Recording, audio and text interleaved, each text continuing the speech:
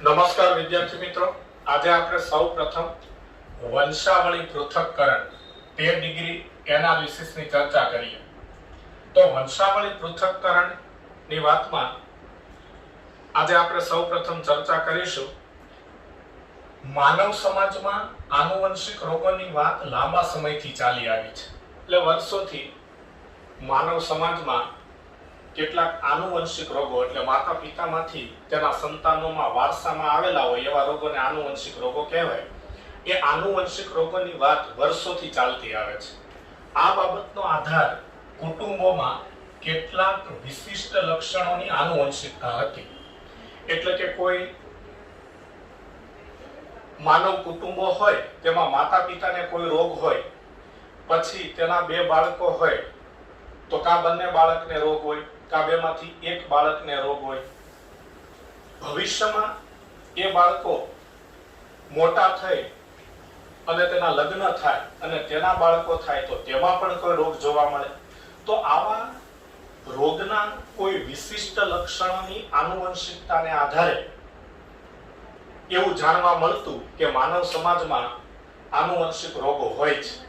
તો માનવ સમાજમાં આનુવંશિક રોગોની વાત લાંબા સમયથી એટલે કે વર્ષોથી ચાલતી આવે છે. તેનો આધાર માનવ કુટુંબોમાં કેટલાક વિશિષ્ટ લક્ષણો એટલે કે કોઈ રોગની આનુવંશિકતા હતી અને આનુવંશિકતાને આધારે વર્ષોથી માનવ સમાજમાં આનુવંશિક રોગો જોવા મળતા આનુવંશિક રોગોની વાત ચાલી આવતી. મેન્ડલના કાર્યના પુનઃ સંશોધન પછી આપણે જાણીએ છીએ કે મેન્ડલના કાર્યનું પુનઃ સંશોધન 1900ની સાલમાં થયું. તો એ પુનઃ સંશોધન પછી મનુષ્યમાં વારસાગત લક્ષણોની ભાત એટલે કે પેટર્ન ના પૃથક્કરણ કરવાનો અભ્યાસ શરૂ થયો. એટલે માનવ સમાજમાં જે આનુવંશિક રોગો જોવા મળે છે તેનું કારણ શું હોય છે, કઈ રીતે એ રોગો વારસામાં આવે છે, માતામાંથી કે પિતામાંથી કે માતા અને પિતા બંનેમાંથી, તો કઈ રીતે એ રોગો વારસામાં આવે છે સંતાનોમાં, આ બાબતના સંશોધનો, આ બાબતનો અભ્યાસ મેન્ડલના કાર્યના પુનઃ સંશોધન પછી શરૂ થયો. જોકે વટાણાના છોડ અને પ્રાણીઓમાં કરવામાં આવેલ તુલનાત્મક સંકરણ પ્રયોગ મનુષ્યમાં સંભવ નથી. એટલે કે આ ચેપ્ટરમાં આપણે મેન્ડલના વટાણાના છોડ પરના પ્રયોગો ભણેલા, ડ્રોસોફિલા માખી પર મોર્ગને પ્રયોગો કરેલા. તો આ રીતે વટાણાના છોડ પર અને પ્રાણીઓમાં જે આનુવંશિકતાના પ્રયોગો થાય, સંકરણના પ્રયોગો થાય, એવા પ્રયોગો માનવમાં સંભવ નથી. કારણ કે મનુષ્ય લાંબુ આયુષ્ય ધરાવતું પ્રાણી છે.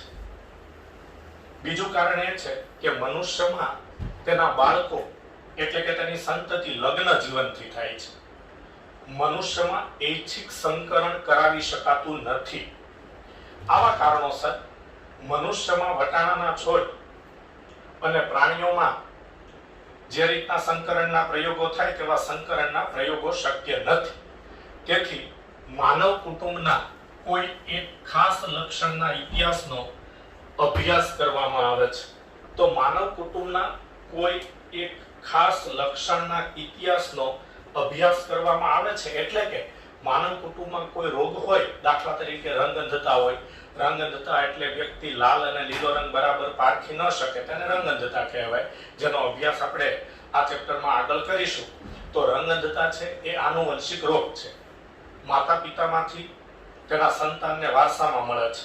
તો માનવ કુટુંબમાં કોઈ એક ખાસ લક્ષણ એટલે કે આવો કોઈ રોગ અથવા અન્ય કોઈ રોગ, એના ઇતિહાસનો અભ્યાસ કરવામાં આવે છે કે ભાઈ કોઈ કુટુંબમાં કેટલી પેઢીઓથી આ રોગવાળા બાળકો જન્મે છે. માનવ કુટુંબમાં અનેક પેઢીઓ સુધી જોવા મળતા કોઈ એક લક્ષણની નોંધ એટલે રોગની નોંધ રાખવાની બાબતને વંશાવળી પૃથક્કરણ કહેવાય છે. એટલે કોઈ માનવ કુટુંબમાં અનેક પેઢીઓ સુધી, 2 પેઢી, 3 પેઢી, 4 પેઢી, અનેક પેઢીઓ સુધી જોવા મળતા કોઈ એક લક્ષણની નોંધ એટલે કે કોઈ એક રોગની નોંધ રાખવામાં આવે તેને વંશાવળી પૃથક્કરણ એટલે કે પેડિગ્રી એનાલિસિસ કહેવાય છે. તો પેડિગ્રી એનાલિસિસ એ કોઈ માનવ કુટુંબમાં અનેક પેઢીઓ સુધી જોવા મળતા કોઈ એક લક્ષણની નોંધ રાખવાની બાબત છે. વંશાવળી પૃથક્કરણમાં વંશ વૃક્ષ તરીકે વિશેષ લક્ષણનું પેઢી દર પેઢી વિશ્લેષણ કરવામાં આવે છે. એટલે કે સૌપ્રથમ જે પિતૃ હોય માતા અને પિતા, પુરુષ અને સ્ત્રી, તેના લગ્નથી તેમને કેટલા બાળકો થયા અને બાળકોમાં કેટલા બાળકો રોગવાળા હતા, કેટલા સામાન્ય હતા, પછી ભવિષ્યમાં એ બાળકો પુખ્ત બની અને તેમના લગ્ન થાય અને તેના સંતાનો થાય તો તેમાં કેટલા રોગવાળા થાય છે. આવો જે આખો વંશાવળી પૃથક્કરણ એટલે કે પેડિગ્રી એનાલિસિસ એટલે કે આખો ચાર્ટ બનાવવામાં આવે. એ ચાર્ટમાં પેઢી દર પેઢી સંતાનોમાં કઈ રીતે રોગ આવે છે, 3 બાળકો કે 4 બાળકો છે તો એમાંથી કેટલા રોગવાળા થાય છે, કેટલા સામાન્ય થાય છે, આવું વિશ્લેષણ કરી શકાય. એટલે વંશાવળી પૃથક્કરણમાં વંશવૃક્ષ તરીકે વિશેષ લક્ષણનું પેઢી દર પેઢી વિશ્લેષણ કરવામાં આવે છે. માનવ જનીન વિદ્યામાં વંશાવળી અભ્યાસ એક મહત્વનું ઉપકરણ એટલે કે સાધન છે કે જેનો ઉપયોગ વિશેષ લક્ષણ એટલે કે કોઈ રોગ અથવા રોગ સિવાયનું કોઈ વિશેષ લક્ષણ, અસામાન્યતા કે રોગ, અસામાન્યતા એટલે રોગ, અસામાન્ય પરિસ્થિતિની તપાસ કરવા માટે થાય છે. તો માનવ જનીન વિદ્યામાં વંશાવળીનો અભ્યાસ એક મહત્વનું સાધન છે અને આ વંશાવળી એટલે કે પેડિગ્રીનો ઉપયોગ કોઈ વિશેષ લક્ષણ, કોઈ કુટુંબમાં જોવા મળતું વિશેષ લક્ષણ, અસામાન્યતા એટલે કે રોગની તપાસ કરવા માટે થાય છે. હવે વંશાવળી પૃથક્કરણમાં ઉપયોગમાં લેવાતા સંકેતો એટલે કોઈ પણ માનવ કુટુંબનો વંશાવળી પૃથક્કરણ પેડિગ્રી બનાવવો હોય તો તેના માટે કેટલીક સંજ્ઞાઓ, કેટલાક સિમ્બોલ લેવામાં આવે છે. તો નરને આવા ચોરસથી દર્શાવાય, માદાને એટલે કે સ્ત્રીને વર્તુળથી દર્શાવાય અને આવો ડાયમંડ શેપ દોરવામાં આવે તો આ ડાયમંડ શેપ એ અનિશ્ચિત જાતિ બતાવે છે એટલે કે એમાં લિંગનો ઉલ્લેખ નથી. તો નરને ચોરસથી દર્શાવાય એટલે કે પુરુષની સંજ્ઞા આ રીતે ચોરસથી દર્શાવાય, માદા એટલે કે સ્ત્રીની સંજ્ઞા વર્તુળથી દર્શાવાય અને આવા ડાયમંડ શેપથી અનિશ્ચિત જાતિ કે જેમાં લિંગનો ઉલ્લેખ નથી તે દર્શાવાય. હવે જો પુરુષ કે સ્ત્રી કે અનિશ્ચિત જાતિ ધરાવતી વ્યક્તિ એ રોગગ્રસ્ત હોય, રોગગ્રસ્ત એટલે કે અસરગ્રસ્ત એટલે કોઈ રોગ છે તો તેનો જે સિમ્બોલ છે એને ડાર્ક કરી દેવામાં આવે, ફિલઅપ કરી દેવામાં આવે અને જો એ સામાન્ય હોય, સામાન્ય એટલે કે તેને કોઈ રોગ નથી તો ખુલ્લો ચોરસ કે ખુલ્લું વર્તુળ કે ખુલ્લો ડાયમંડ શેપ દોરવામાં આવે. પરંતુ જો કોઈ પુરુષ, કોઈ સ્ત્રી કે અનિશ્ચિત જાતિ ધરાવતી વ્યક્તિ એ રોગગ્રસ્ત છે અને કોઈ આનુવંશિક રોગ છે તો તેની સંજ્ઞા ફિલઅપ કરવામાં આવે એટલે કે આ રીતે તેમાં બ્લેક કરી દેવામાં આવે. એ વર્તુળ કે ચોરસની નિશાની ખુલ્લી રાખવામાં ન આવે. પુરુષ અને સ્ત્રીની સંજ્ઞાને જોડતી આ આડી લીટી તેમનો લગ્ન સંબંધ દર્શાવે છે અને તેમના લગ્ન સંબંધથી જે સંતતિઓ થાય છે તે સંતતિઓ આ રીતે આ આડી લાઈન પછી આ ઊભી લાઈન કરી અને નીચે દર્શાવાય છે. એટલે અહીંયા આપણે આ પુરુષ અને આ સ્ત્રી તેની સંજ્ઞાને જોડતી આ આડી લીટી એ મૈથુન ક્રિયા એટલે કે પુરુષ અને સ્ત્રીનું લગ્ન સંબંધ દર્શાવે છે અને લગ્ન જીવનથી થતા બાળકો નીચે દર્શાવી શકાય છે જે અહીં દર્શાવ્યા છે. જો પુરુષ અને સ્ત્રીની સંજ્ઞાને બે આડી લાઈનથી જોડવામાં આવે, આવી રીતે બે આડી લાઈનથી જોડવામાં આવે તો તે સંબંધીઓ સાથેનું મૈથુન એટલે કે સમરક્ત મૈથુન અથવા સગોત્ર લગ્ન દર્શાવે છે. એટલે સંબંધી સાથેનું મૈથુન એટલે કે સંબંધી વ્યક્તિ સાથેના લગ્ન કે સગોત્ર લગ્ન દર્શાવે છે. હવે આ પુરુષ અને સ્ત્રીને જોડતી આડી લાઈન અને તે આડી લાઈનની નીચે દર્શાવેલી આ ઊભી લાઈન એ સંતતિ દર્શાવે છે. એટલે પિતૃ ઉપર એટલે આ પિતા અને આ માતા, પિતૃ ઉપર અને સંતતિ નીચે. એટલે વંશાવળી એટલે કે પેડિગ્રીમાં પિતૃ ઉપર દર્શાવાય, તેની નીચે તેની સંતતિ દર્શાવાય. ડાબીથી જમણી બાજુ જન્મ અનુસાર, ડાબીથી જમણી બાજુ એટલે આ ડાબીથી જમણી બાજુ આપણે જઈએ તો દાખલા તરીકે આ એક સામાન્ય પુરુષ છે, ખુલ્લો ચોરસ એટલે સામાન્ય પુરુષ, અંદર કોઈ ફિલઅપ નથી કરેલું, ડાર્ક નથી કરેલું એટલે આ સામાન્ય પુરુષ છે, આ સામાન્ય સ્ત્રી છે. તો એક સામાન્ય પુરુષના સામાન્ય સ્ત્રી સાથે લગ્ન થવાથી તેને બે બાળકો થાય છે. તેમાં પ્રથમ બાળક પુત્રી છે અને બીજું બાળક પુત્ર છે. એ બંને બાળકો પણ સામાન્ય છે. તો ડાબીથી જમણી બાજુ જન્મ અનુસાર આ રીતે સંતતિઓ દર્શાવાય છે.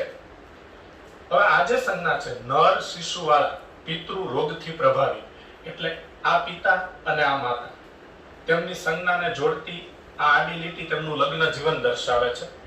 તેમના લગ્નથી તેમને એક બાળક થાય છે અને એ બાળક પુત્ર છે, એટલે કે નર બાળક છે, નર શિશુ છે. તો એ બાળક રોગગ્રસ્ત થાય છે. આ જે નર બાળક છે, પુત્ર છે, એની જે આ સિમ્બોલ છે, સંજ્ઞા છે, એને આપણે ડાર્ક કરી દીધી છે, ફિલઅપ કરી દીધી છે, એટલે રોગગ્રસ્ત છે.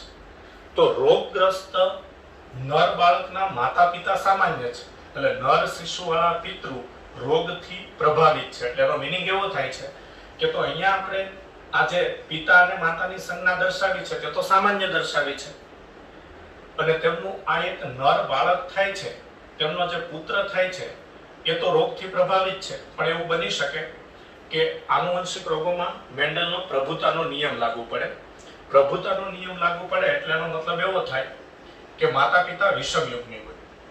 તો વિષમયુગ્મી હોય છે એટલે પોતે સામાન્ય હોય, પણ વિષમયુગ્મી હોય એટલે તેમાં પ્રભાવી જનીન અને પ્રચ્છન્ન જનીન બંને હોય. પ્રચ્છન્ન જનીન મોટા ભાગે રોગ માટે જવાબદાર હોય.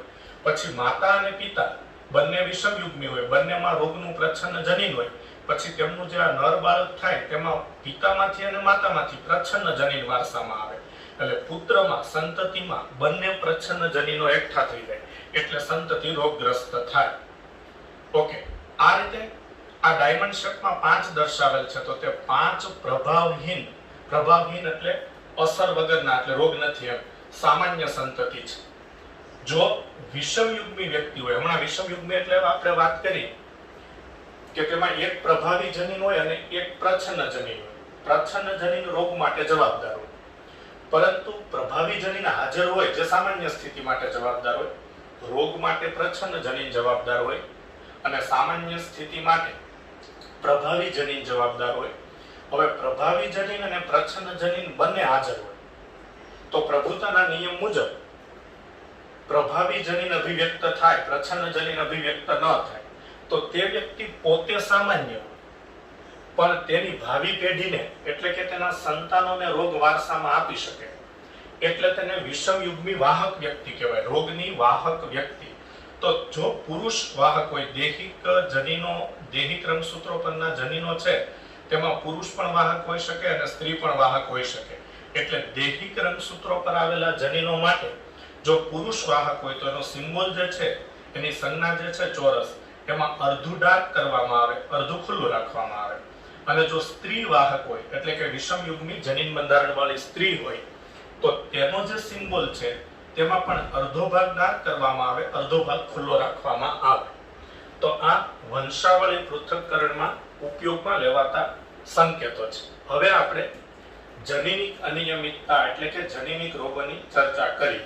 તો જનીનિક રોગોને 2 જૂથમાં એટલે કે 2 પ્રકારમાં વહેંચી શકાય. એક મેન્ડલિયન અનિયમિતતા, એટલે જેમાં પ્રભાવી જનીન અને પ્રચ્છન્ન જનીન ની જે હમણાં આપણે વાત કરતા હતા કે પ્રચ્છન્ન જનીન રોગ માટે હોય અને પ્રભાવી જનીન છે તે સામાન્ય સ્થિતિ માટે હોય, એટલે પ્રભુતાના નિયમ મુજબ વિષમયુગ્મી વ્યક્તિ પોતે સામાન્ય હોય પરંતુ તેની ભાવિ પેઢીને રોગ વારસામાં આપી શકે.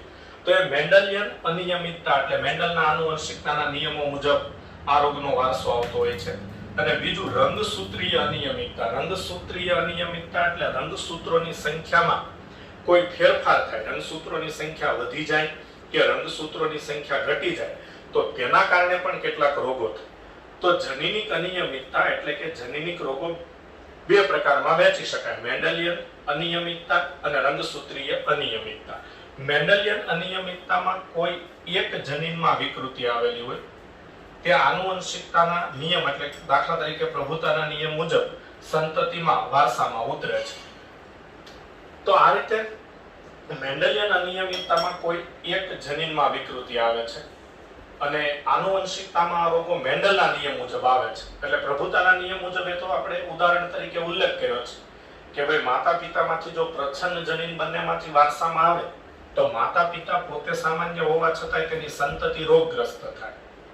ઘણી વખત એવું બને કે પિતામાંથી રોગનું જનીન આવે, રોગનું જનીન પ્રચ્છન્ન હોય, અને માતામાંથી સામાન્ય સ્થિતિનું પ્રભાવી જનીન આવે તો સંતતિ પોતે સામાન્ય થાય. એટલે આ રીતે મેન્ડલના નિયમો મુજબ મેન્ડલિયન અનિયમિતતાઓ માતા પિતામાંથી સંતતિમાં વારસામાં આવે છે અને તે કોઈ એક જનીનમાં વિકૃતિ થવાને કારણે થાય છે.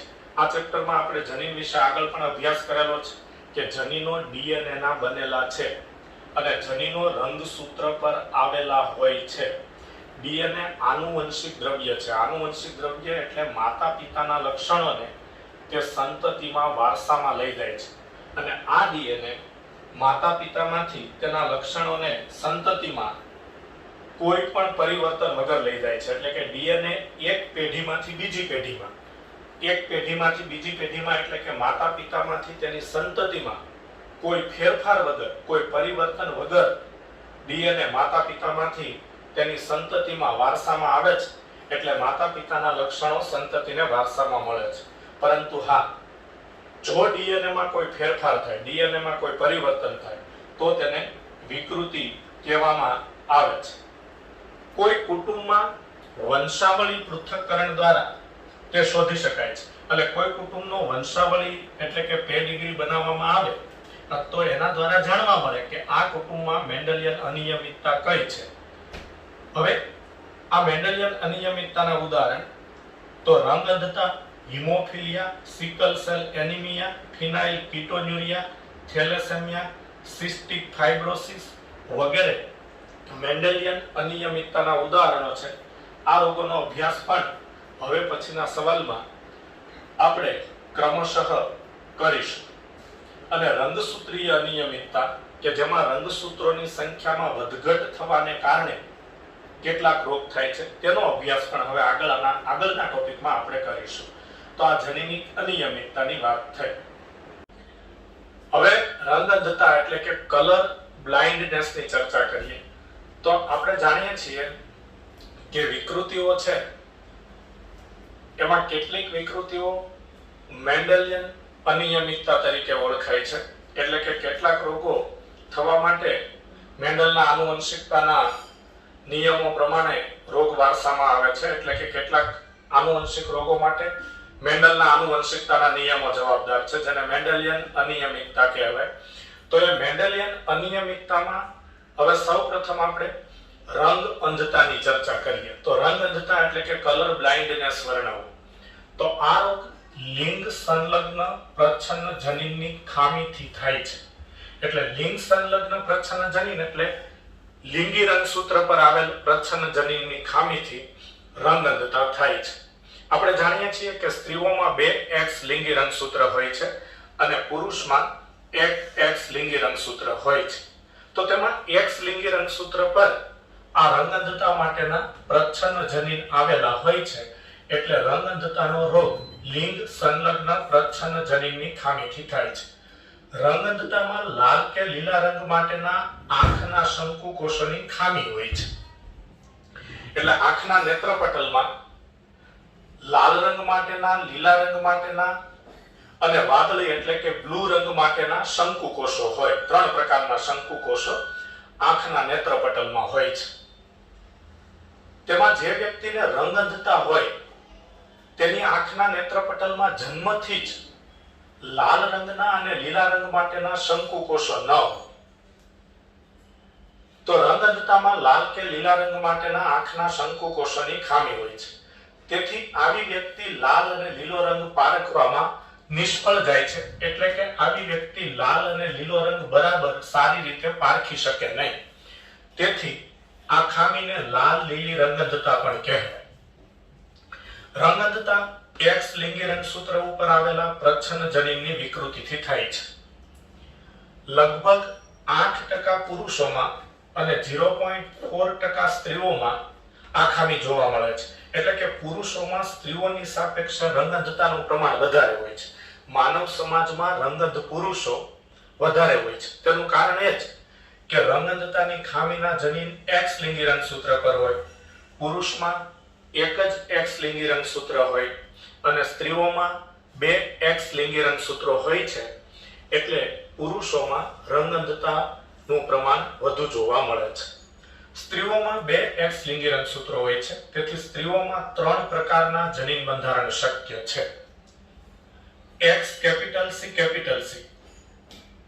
હવે કેપિટલ C છે એ સામાન્ય દ્રષ્ટિ માટેના જનીનની સંજ્ઞા છે અને સ્મોલ સી છે એ રંગઅંધતા માટે જવાબદાર જનીનની સંજ્ઞા છે. એટલે રંગઅંધતા માટે જવાબદાર જનીન પ્રચ્છન્ન જનીન છે એટલે તેની સંજ્ઞા સ્મોલ સી લેવામાં આવે છે. તો રંગઅંધતા માટે જવાબદાર જનીનની સંજ્ઞા આપણે સ્મોલ સી લઈએ તો તેનું વૈકલ્પિક પ્રભાવી જનીન કેપિટલ સી થાય. એ કેપિટલ સી જનીન સામાન્ય દ્રષ્ટિ માટે જવાબદાર છે. તો X કેપિટલ સી એટલે પ્રભાવી સમયુગ્મી સામાન્ય દ્રષ્ટિ વાળી સ્ત્રી. X small C small C રંગઅંધતા માટે જવાબદાર પ્રચ્છન્ન જનીન છે એટલે પ્રચ્છન્ન સમયુગ્મી રંગઅંધ સ્ત્રી. અને X capital C X small C એટલે વિષમયુગ્મી વાહક સ્ત્રી. એક X પર કેપિટલ સી અને બીજા X પર સ્મોલ સી એટલે આ વિષમયુગ્મી સ્ત્રી થઈ.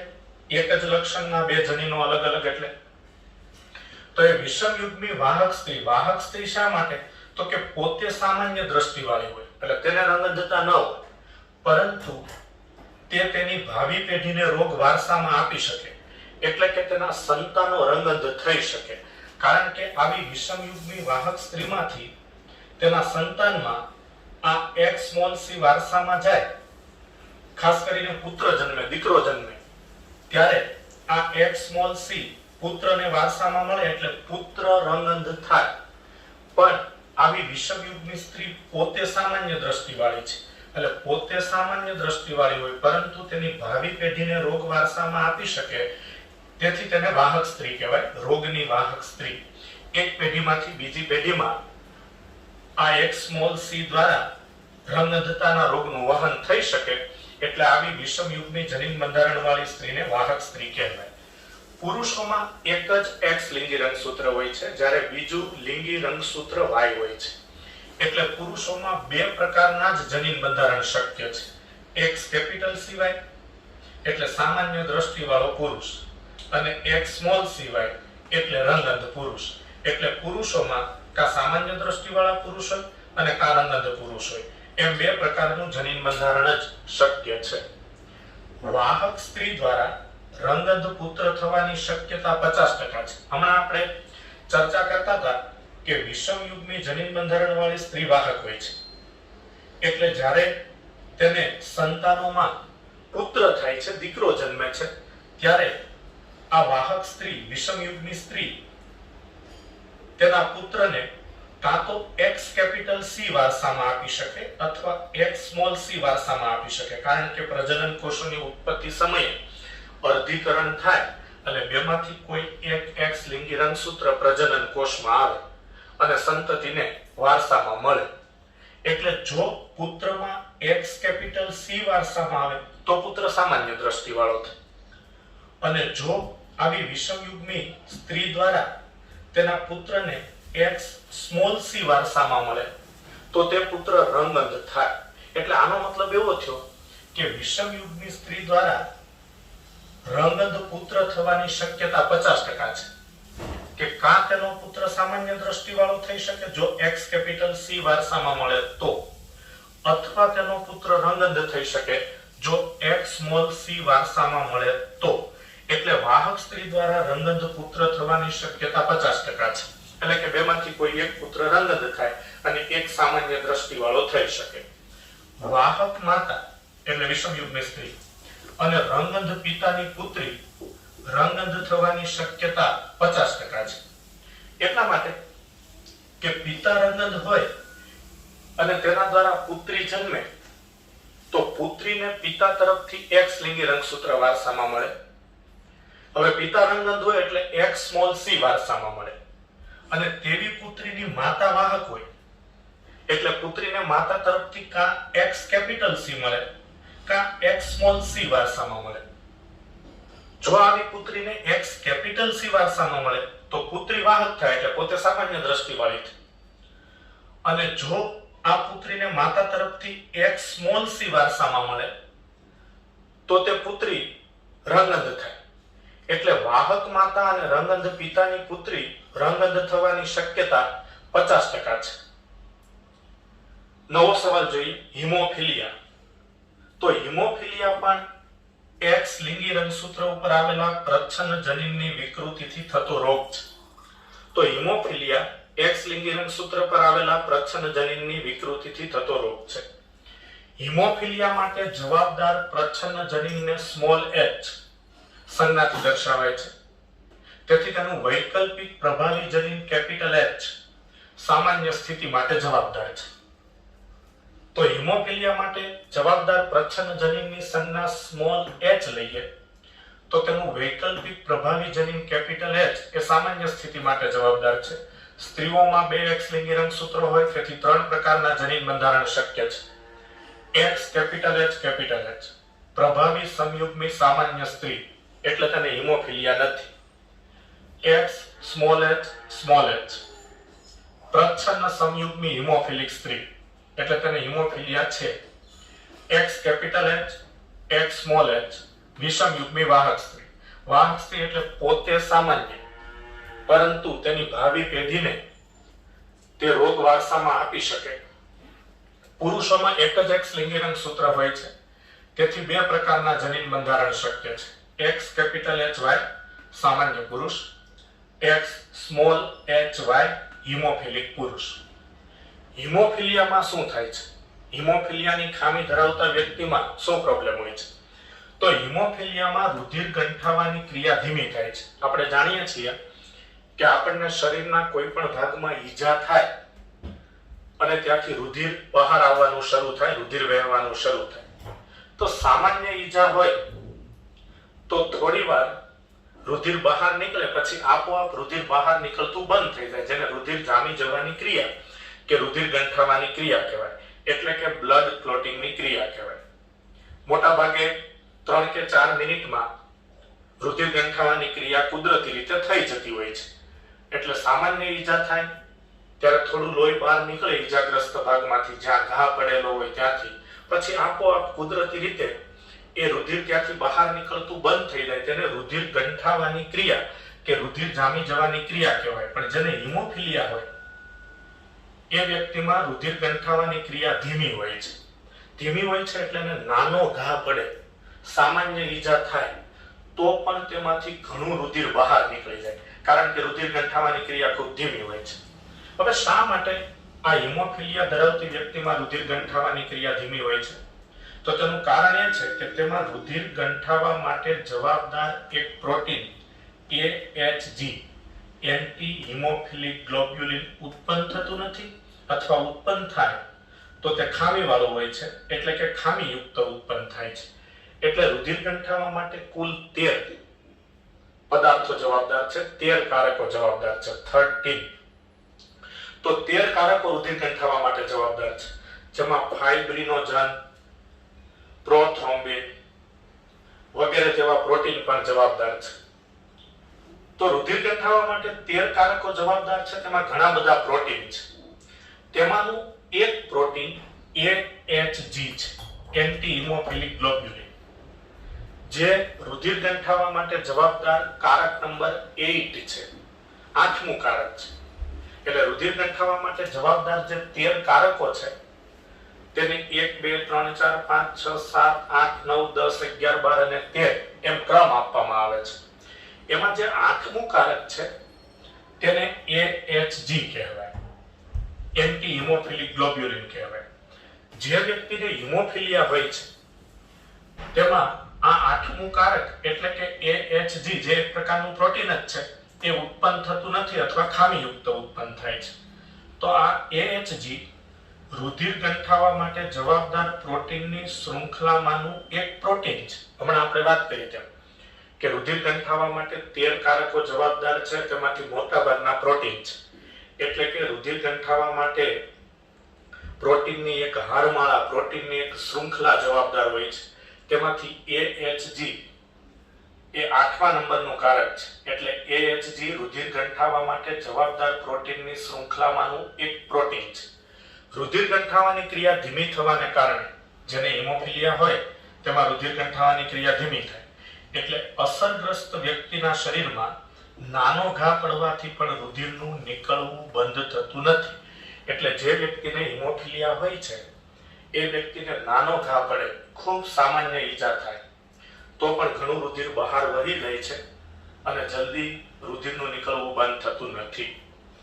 વાહક માતા દ્વારા આ ખામી પુત્રને વારસામાં મળે છે. કારણ કે વાહક માતા હોય એ પુત્રને જન્મ આપે અને પુત્રમાં જો તેનું X સ્મોલ h રંગસૂત્ર વારસામાં આવે તો પુત્ર હિમોફિલિક થાય. એટલે વાહક માતા દ્વારા આ ખામી પુત્રને વારસામાં મળે છે. વાહક માતા અને હિમોફિલિક પિતાની પુત્રી હિમોફિલિક થાય છે. એટલે કે જે પુત્રીના પિતા હિમોફિલિક હોય અને માતા વાહક હોય તો તે પુત્રી હિમોફિલિક થઈ શકે, પરંતુ આ સંભાવના નહીવત છે, ખૂબ જ ઓછી છે. કારણ કે હિમોફિલિક પિતા વધુ ઉંમર સુધી જીવિત નથી રહેતા.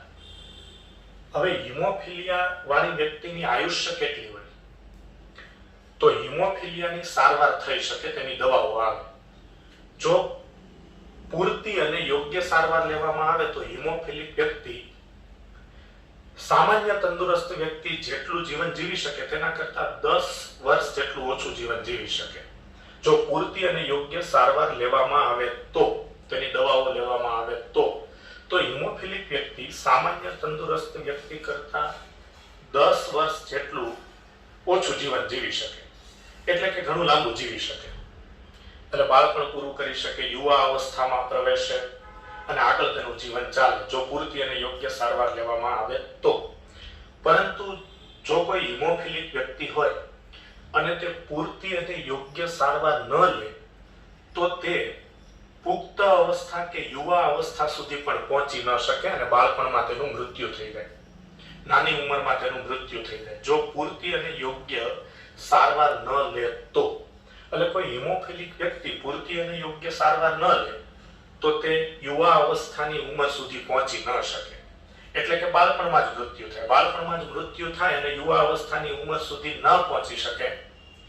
એટલે આ શક્યતા આપણે જોઈ કે વાહક માતા પોતે સામાન્ય છે એટલે એ તો લાંબુ જીવન જીવી શકે, પણ હિમોફિલિક પિતા એટલે પિતા હિમોફિલિક હોય અને યોગ્ય અને પૂરતી સારવાર લેતા હોય તો જ એ લાંબુ જીવન જીવી શકતા હોય છે.